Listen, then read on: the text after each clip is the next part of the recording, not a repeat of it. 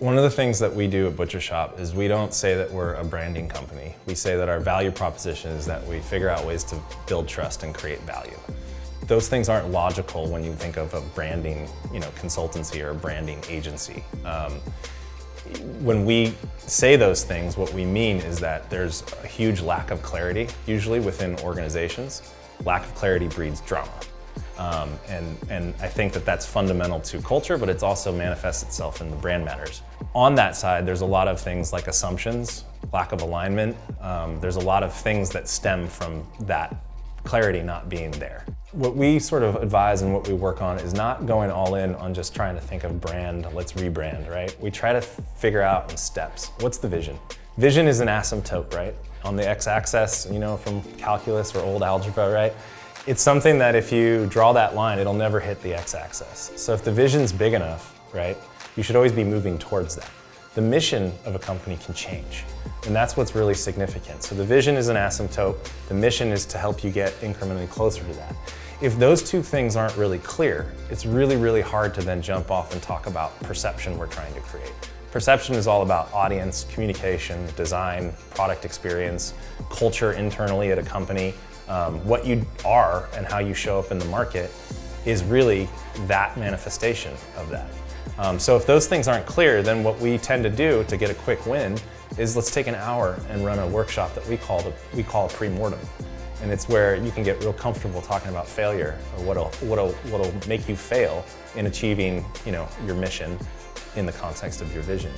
And that's a really interesting exercise that we do, because you start to see that a lot of the things they want to do may be misaligned.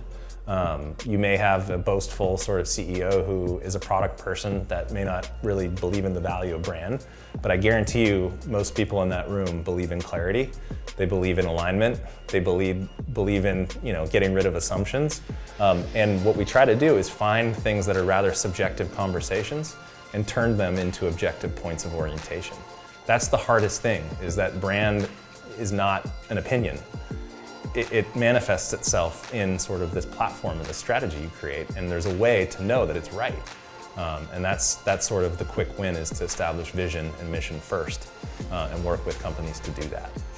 The power of the pre-mortem. It's something that we've put into practice here at Butchershop that I think is really significant starting point to any product, idea, brand project, company you're trying to start, company you're in the thick of, a movement you're trying to make up market. Any movement or mobility that happens, a pre-mortem is a wonderful thing to do, to challenge assumptions, prioritize a strategy, provide clarity, get into the business of alignment and getting everyone's opinions heard. A lot of times when we do a pre-mortem exercise, there's a big proving ground about what people had thought were the issues that they had in their company or their business or their brand, and what is actually the things that are going to make them fail.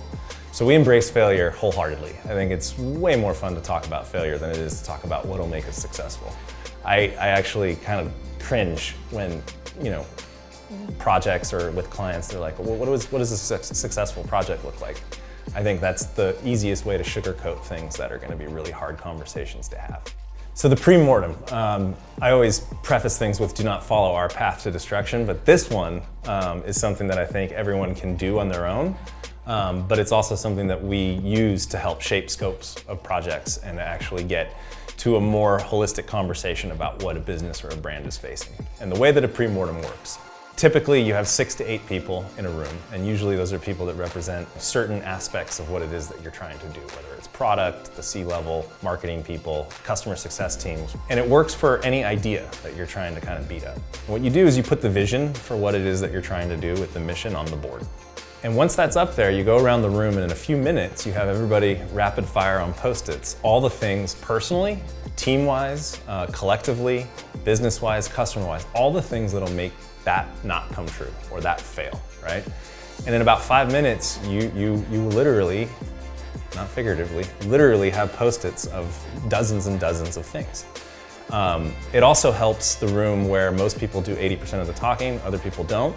This is a way to kind of eliminate conversation and make it sort of something that's more brass tacks on the wall.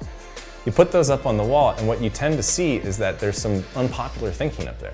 There's things that may be in the context of culture. It may be on the context of team. It may be on the context of leadership.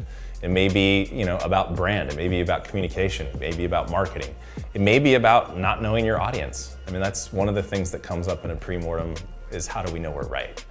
And having all those things, you're allowed to do two things next. And this is to make things binary and to move towards strategy of how to make yourself defensible against these things. So on a scale of 1 to 10, you rate each one, 10 being the likelihood that it'll happen, 1 being it's probably not gonna happen, and you select a number. Second score on a scale of 1 to 10, you say the catastrophic impact that this will have, 1 being not that much, 10 being really high. So what you do is you multiply those numbers and you get a binary, for the first time, a prioritization rating of these things in your organization.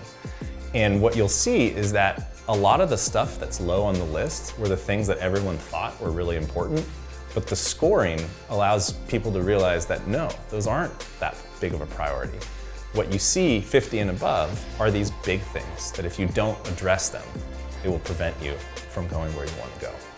And what we tend to do is look at each one of those things, put them in a ranking order, and in that room you're able to put a person responsible for that not happening.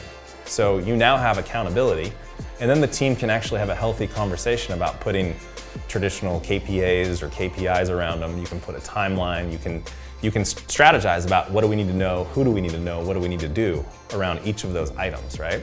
And then you can set timelines and have check-ins, and now you have this kind of strategy to move through about what to do for your business. Where it comes into the matters of brand is you realize that a lot of these brand projects that we do for major companies, from Converse to Nike to Okta to Zora to Zenefits, these are really big companies that have huge visions and goals that are trying to sprint to their next funding event or go public or whatever or get acquired. And you realize that brand can't solve all this. Even though brand is everything, you have to start laying certain foundations. And so what you'll realize, they came in saying that the most important thing was their website. But when you look at the pre-mortem list, the website's down here. And what's really up here is that they don't know their audience. They don't have a strategy, right?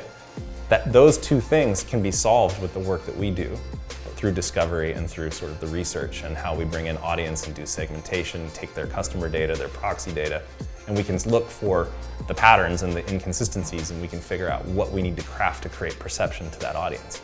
But if we couldn't demonstrate the value of that unless they put the writing on the wall with us, right? And I think that's one of the interesting things about a pre-mortem.